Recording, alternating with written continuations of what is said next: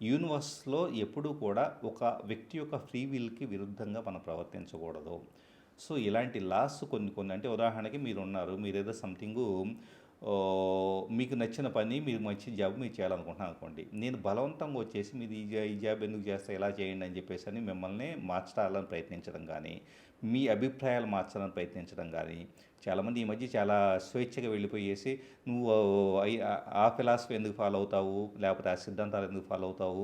నువ్వు దేవుడిని ఎందుకు నమ్ముతావు? లేకపోతే కనుక నువ్వు ఇలా నమ్మొచ్చు కదా! ఇలా రకరకాలుగా ఆర్గ్యూ చేస్తూ ఉంటారు.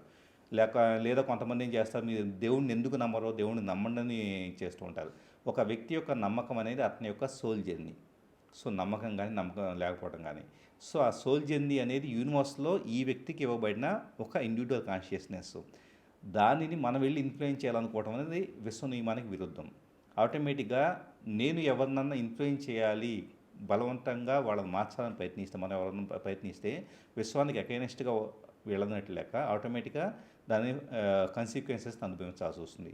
అందుకని యూనివర్సల్ ఎనర్జీస్కి ఈక్వలెంట్గా ఎవరి స్వేచ్ఛని ఎవరి ఫ్రీడమ్‌ని వాళ్ళకి ఇస్తూ మన పని మనం చేసుకుంటూ వెళ్తూ ఈ కాస్మిక్ డాన్స్‌కి అలైన్మెంట్లో హార్మోనీలో మనం పని చేసుకుంటూ వెళ్తే కనుక లైఫ్ చాలా బ్యూటిఫుల్గా ఉంటుంది.